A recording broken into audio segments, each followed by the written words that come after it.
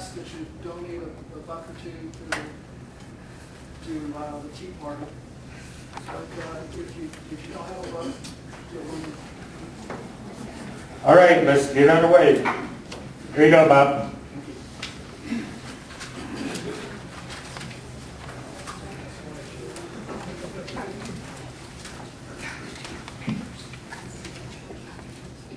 We look so official tonight. The tables are great. If anyone wants to buy a copy of my book, it sells on Amazon for $15, and if you want to go ahead and buy one, $5 it goes towards the Tea Party. If you'd like to contact me, you can email me or you can visit my website. Also on my website, I have some information about some of the constitutional work that I'm involved in, so feel free to take a look. I received this from Goldwater, kind of paraphrased it a little bit about our wearing a T-shirt, or a T-shirt, a Tea Party T-shirt when you go to vote. And so quite exciting. Goldwater went ahead and filed 2 lawsuits, one against Maricopa County as well as one against Coconino County. And it was found unconstitutional when you tell somebody that they cannot wear a T-shirt that isn't really endorsing any particular political party. It's freedom of speech. So why is that important? That's why we're here tonight, to learn about the Constitution and try to put it into action. Knowing things like this, knowing your constitutional rights is extremely important. I like to use the analogy, if you don't know your constitutional rights, it's kind of like the science experiment. The frog in the pot, and you slowly bring up the temperature. You don't know you're being boiled to death. In the same way, our liberties can be eroded and taken away from us, so we need to understand when that's happening and put a stop to it. Here's our book, of course. Tonight, we're covering, and this will be section 1, we're going to try to cover about 50 pages each session. So it gives you 2 weeks, of course, to read the pages. There's a lot of information, and I've taken roughly 50 pages and condensed it down to about 7.5 pages of notes. So what I'm trying to do tonight is really cover what I feel are some of the more pertinent aspects. From our discussion tonight, you're not going to know the Constitution. You're going to need to go back and study this book and also study other resources that are available. This is session 2. Do we have this on our website, Roger? Yes. Okay. So all this information is available? No, we don't have that yet. Okay, well, we'll try to get that available. If you want to email me, I can send this to you in a document. But again, we're going to try to cover roughly 50 pages, and they break by chapters.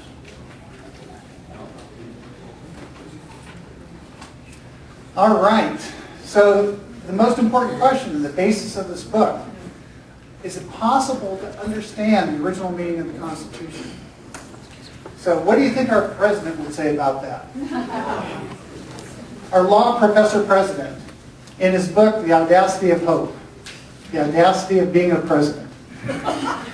It's unrealistic to believe that a judge, 200 years later, can somehow discern the original intent of the founders or ratifiers. I don't know what school. So I completely disagree. The gentleman who wrote the book disagrees, and I think by the end of the course, when you see the information that's presented in the book, I'm certain that you'll disagree as well. As we go through this information, you'll see a blank slide, and then the following slide is going to have some information that we're going to talk about.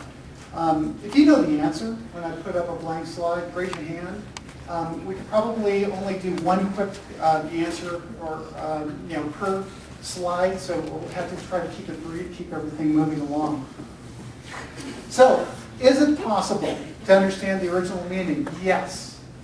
Competent founding era scholars largely agree on almost all of the Constitution. Disagreement usually comes from people that are unfamiliar with the historical record or they're unfamiliar with 18th century law. The Constitution is a legal document, And it was written to be patterned after legal documents of the time, of the 18th century. So it follows the convention. So in other words, if you handed the Constitution to, it wouldn't even have to be a lawyer or attorney in the 18th century, they would recognize it as structured as a legal document.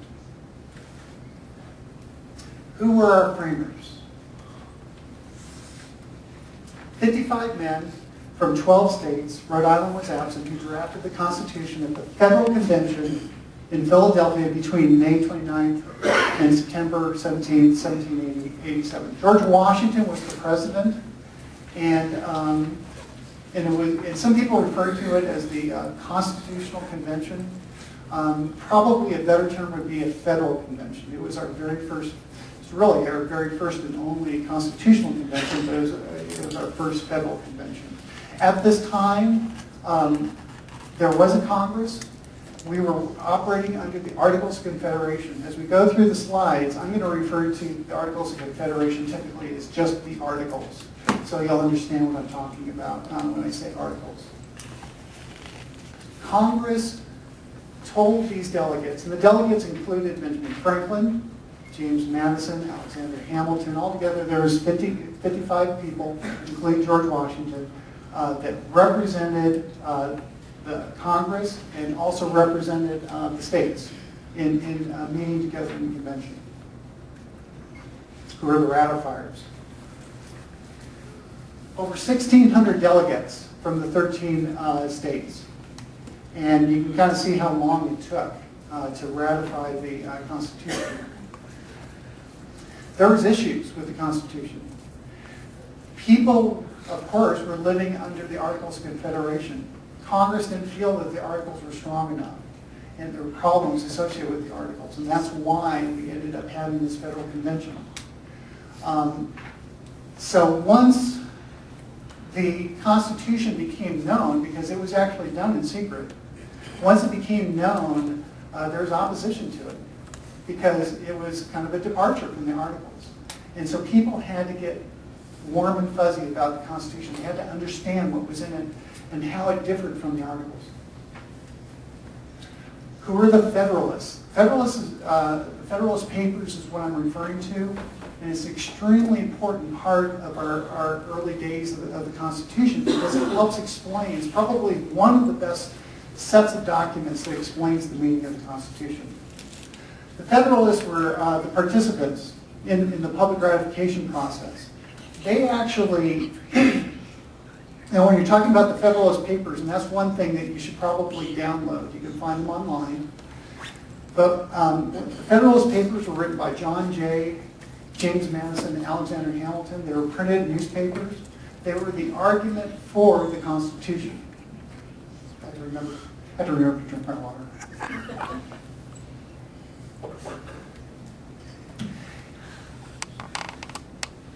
Approximately half of the states ratified the Constitution very early on, and half of the states did not. Part of the reason the latter half of the states didn't was they were unsure whether they wanted to ratify it, but when the Federalists, and it wasn't necessarily these three people, but when the Federalists would address the delegates at the state ratifications, they were able to convince people. So in other words, the foundation of what was written in the Federalist Papers was a very, very strong, complete argument of what it meant as far as the Constitution, the meaning of the Constitution.